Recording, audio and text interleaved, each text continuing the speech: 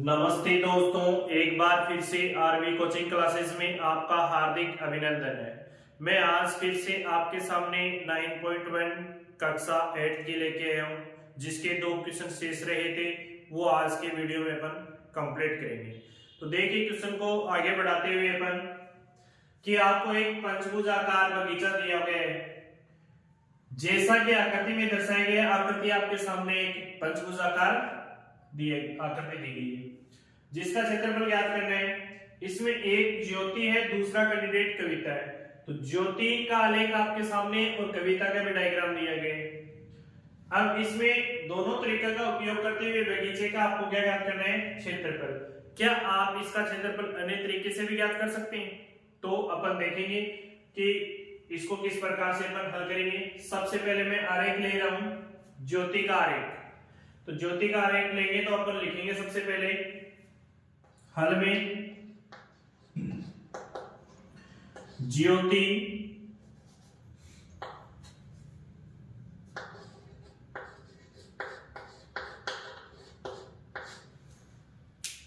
ज्योति का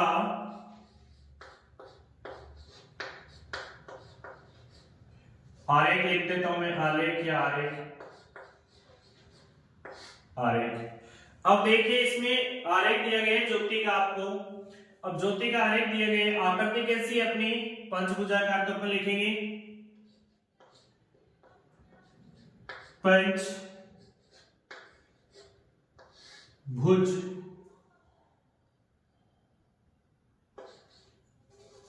पंचभुजाकार लिख देता हूं।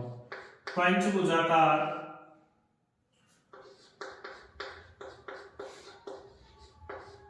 बगीचे का क्षेत्रफल। अब देखिए बच्चों, ये ज्योति का जो आरेख दिया गया है आपको, ये आरेख, ये पंचभुजाकार है। लेकिन आप जानते हैं कि ये भुजा इस भुजा के समांतर है और ये भुजा इस भुजा के क्या है? समांतर। तो अपन ने कल पीछे की वीडियो में एक बात ध्यान से पढ़ी होगी कि जब आपके पास दो समांतर रेखाएं, यानी समांतर रेखा एक दूसरे के, जो समांतर रेखा होगी उसके बीच की दूरी आपके पास है, तो वहां पर कैसे आकृति होगी? समलंबाकार। तो ये समलंब है। इसमें कितनी आकृतियां बन रही है समलंब की? 2 आकृतियां, एक ये और एक ये, 2 आकृतियां हैं। इसकी जो बीच वाली भुजा है, इसकी लंबाई कितनी होगी? 30 होगी। क्यों होगी? क्योंकि देखिए ये इस यहां से यहां तक जो शीर्ष की लंबाई है वो कितनी दी गई है? 30। तो मैं इस बीच वाले को क्या लिख सकता हूं? 30 मीटर। तो ये इसमें भी 30 मीटर काम में आ जाएगी और 2 नंबर वाली आकृति में भी 30 मीटर में काम आ जाएगी। अब दूसरा इसमें ये दिया गया आपको 15, तो ये भी 15 मीटर है और ये भी आपके पास 15 मीटर है। लेकिन यहां पर ये दूरी को 2 बराबर भागों में काट रही है, यानी 15/2 और 15/2 के रूप में। तो यहां पर जो बीच की दूरी होगी वो 15/2 और 15/2 होगी। तो इस प्रकार से अपन इसमें मान पुटअप करेंगे। तो देखिए इसमें क्या दिया गया आपको, जो पंचभुजाकार है उसमें 2 समलंब दिए गए। कितने समलंब? 2। तो मैं यहां 2 लिख रहा हूं। फिर समलंब के सूत्र का क्या होता है? 1/2 समांतर भुजाओं का योग, समांतर भुजाओं का योग गुणा, यहां पर लिख रहा हूं मैं, गुणा ऊंचाई। तो ये अपना क्या बन गया? सूत्र बन गया है। अब देखिए समांतर भुजा कौन कौन सी? इसमें एक तो 15 है और एक क्या है? 30। तो दोनों का योग करेंगे अपन। 2 गुणा 1/2 गुणा समांतर भुजा कितनी है? 15 प्लस 30। अब अपन क्या करेंगे इसमें? 15/2 और 15/2, यानी जो बीच की दूरी है वो ले लेंगे अपन। तो ऊंचाई कितनी हो जाएगी अपने पास? 15/2। अब देखिए इस 2 से इस 2 को अपन काट देंगे। अब अपने पास 15 और 30 का सम करेंगे यानी योग करेंगे, तो वैल्यू क्या जाएगी अपने पास? 45 को किससे मल्टीप्लाई कर दूंगा? देखिए 15 में मैं 2 का भाग दूंगा तो 7.5 यानी 7.5, 7.5 5। अब मैं इसको यदि मल्टीप्लाई करवाता हूं तो वैल्यू आती है अपने पास 37.5 मीटर स्क्वायर। ये आ गया आपके ज्योति के आरेख का क्षेत्रफल। तो इसे नोट डाउन कीजिए।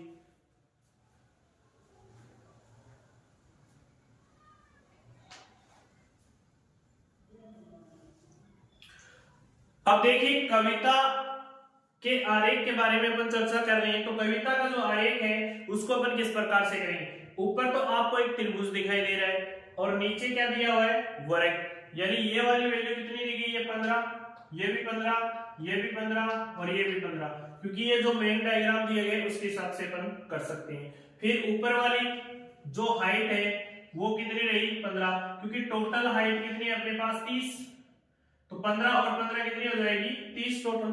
तो अपन निकाल सकते हैं ना कविता का आरेख। तो सेकंड केस अपना क्या है, कविता का आरेख। अब देखिए कविता का आरेख है तो सबसे पहले एक त्रिभुज और एक वर्ग, इन दोनों को अपन क्या कर देंगे, जोड़ देंगे। तो इसमें क्या है,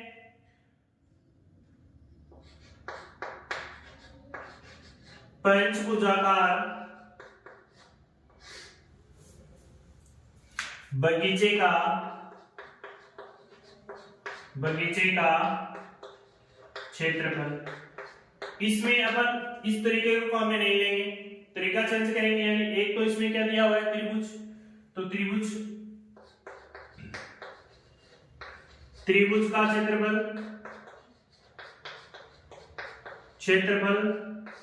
प्लस वर्ग का क्षेत्रफल। अब सारे बच्चे जानते हैं कि त्रिभुज का क्षेत्रफल क्या होता है, 1/2 आधार गुना ऊंचाई प्लस वर्ग का क्षेत्रफल क्या होता है, भुजा गुना भुजा, यानी भुजा का स्क्वायर। मैंने सूत्र भी लिख दिया है ताकि बच्चों को किसी प्रकार की परेशानी ना हो। फिर 1/2। अब देखिए इसमें आधार कितना है, इसमें इस त्रिभुज में आधार कितना दिया गया है, 15, और ऊंचाई भी कितनी है, 15। तो अपन लिख देंगे 15 गुना 15 प्लस इसमें क्या है, 15 का होल स्क्वायर। यानी देखिए 225 में अपन 2 का क्या दे देंगे, भाग। तो अपने पास जो वैल्यू आएगी वो कितनी आ जाएगी, 225 यानी 112.5 प्लस 225।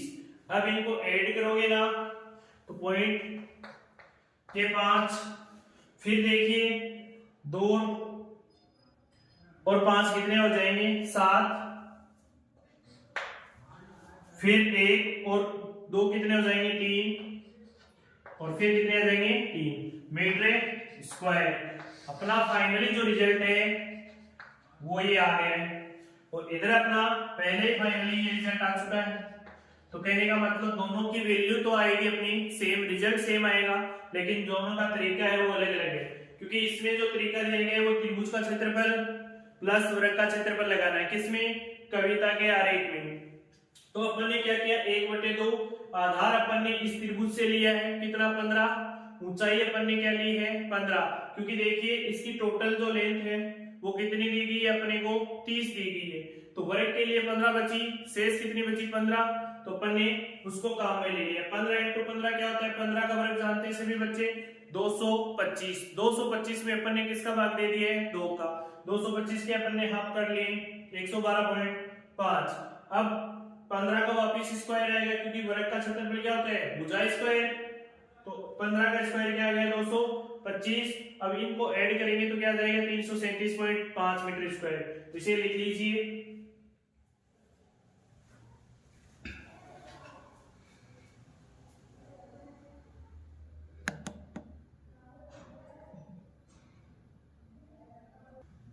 और इसका अन्य तरीका भी है, उसको भी आप इसी प्रकार से कर सकते हो। चाहो तो आप इस पूरे पंचभुज का आप एक एकल तरीके से मान निकालोगे तो वो भी क्या आएगा 337.5 मीटर स्क्वायर आएगा। तो वो आप कर लेना, वैल्यू सेम ही है।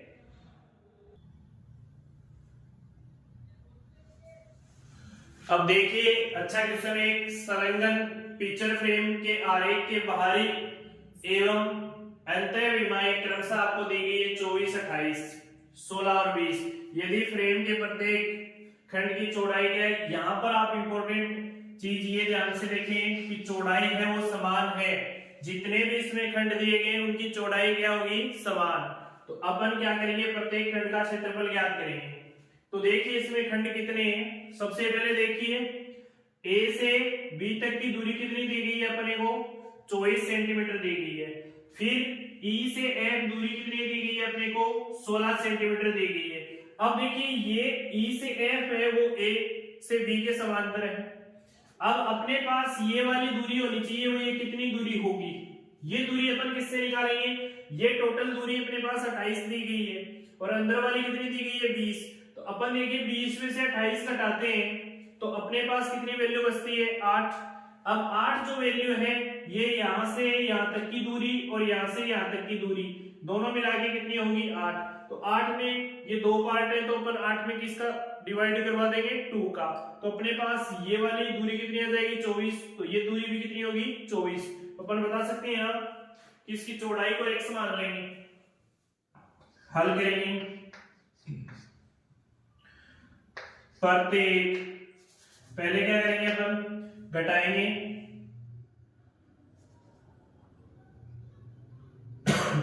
20 माइनस 28 माइनस 20 कर देंगे, बराबर क्या आएगा 8 सेंटीमीटर। प्रत्येक खंड की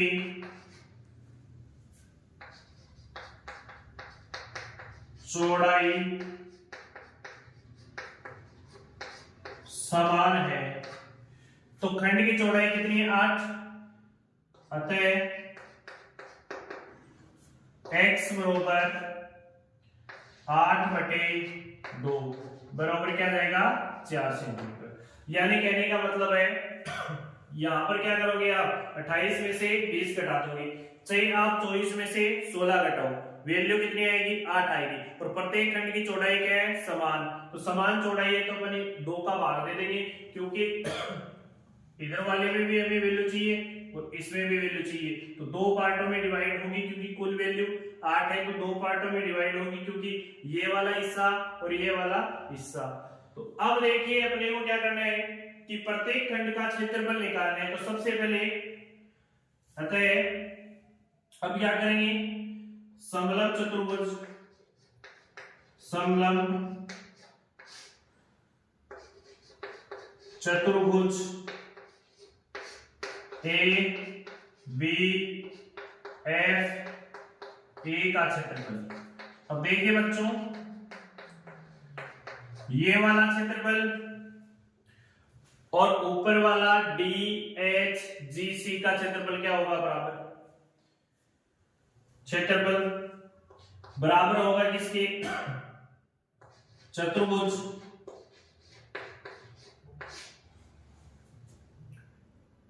डी एच जी सी का क्षेत्रफल क्या आएगा, बराबर।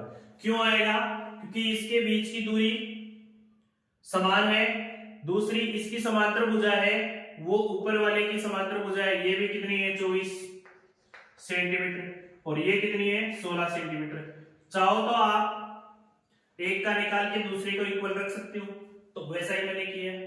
तो अब अपन क्या करेंगे, ऊपर वाले का क्षेत्रफल निकालेंगे, पुनः समलंब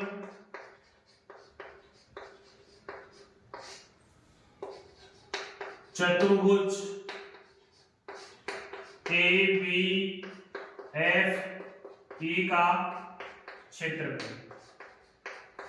सूत्र क्या है, 1/2 गुणा समांतर भुजाओं का योग। समांतर भुजा क्या है, ए से बी प्लस ए से एफ गुणा ऊंचाई कितनी है इसकी, ऊंचाई आपके पास क्या आ जाएगी, ऊंचाई 4 आएगी, यानी इसको अपन मान लेते हैं एन, क्या मान लेते हैं एन, तो ऊंचाई कितनी आ जाएगी एफ एन, ये हो जाएगी आपके पास 4 सेंटीमीटर, ऊपर वाले में 4 सेंटीमीटर आ जाएगी, यानी ये जो ऊंचाई x है ना वो, चाहे आप इसको x मान लो आपकी मर्जी। अब रखिए इसमें मान 1/2, ए बी कितना दिया गया है 24, तो 24 लिखिए, EF 16 है तो 16 लिखिए, FN कितना दिया गया है 4 निकाला ना अपन ने, तो 4 लिखिए। अब इसको 2 से काट दीजिए, क्या आएगा 2, अब इसको जोड़ोगे तो वैल्यू क्या आएगी आपके पास 4 और 6 कितने हो गए 10, 3 1 हासिल 4, 40 गुना 2 बराबर क्या आ जाएगा 80 मीटर स्क्वायर।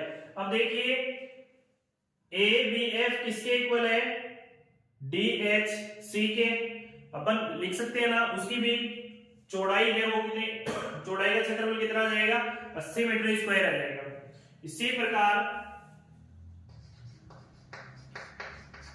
प्रकार चतुर्भुज डी एच जी सी का क्षेत्रफल क्या होगा 80 मीटर स्क्वायर है ना, 80 मीटर स्क्वायर हो जाएगा, और ये इसका है, 2 आंसर तो आ गए। अब देखिए दूसरा, इसमें आपको दिया गया बी से एफ जी सी का क्षेत्रफल ए ई एच डी का क्षेत्रफल क्या होगा बराबर, लिखिए, और समलंब चतुर्भुज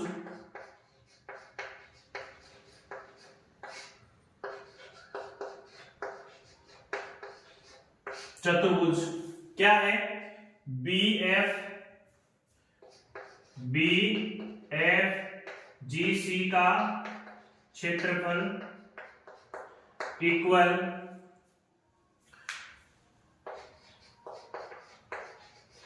चतुर्भुज, समलंब चतुर्भुज है, ध्यान रखना, ए ई एच डी का क्षेत्रफल, इन दोनों का क्षेत्रफल क्या आएगा बराबर। तो अपन पहले ई एफ जी का क्षेत्रफल निकालते हैं, बी एफ जी सी का क्षेत्रफल, यानी सूत्र क्या होता है 1/2, समांतर भुजा कौन सी, ए से डी, ये सॉरी उसका निकालना, उस भुजा वाले का निकालना चाहिए आप, ए से डी नहीं निकाला, इसका ले लो आप बी से सी प्लस एफ से जी, ये तो हो गई आपकी समांतर। ऊंचाई कितनी होगी इसकी 8 होगी, तो ये वाली ऊंचाई हो जाएगी, इसको अपन एम मान लेंगे, एफ से एम कितनी आ जाएगी आपके पास 4 सेंटीमीटर, तो 4 सेंटीमीटर। अब इसको हल कीजिए आगे, तो आ जाएगा 1/2 गुणा कितना है इसमें 28 प्लस 20 गुणा 4, इस 2 से 4 को काटोगे 2 टाइम, अब ये हो जाएगा 48 गुणा 2 यानी 96 मीटर स्क्वायर, यानी जो आपकी वैल्यू है वो कितनी आ जाएगी 96 मीटर स्क्वायर। तो एक की आ गई, अब दूसरे की भी अपन यहाँ लिख देंगे, अतः इसी प्रकार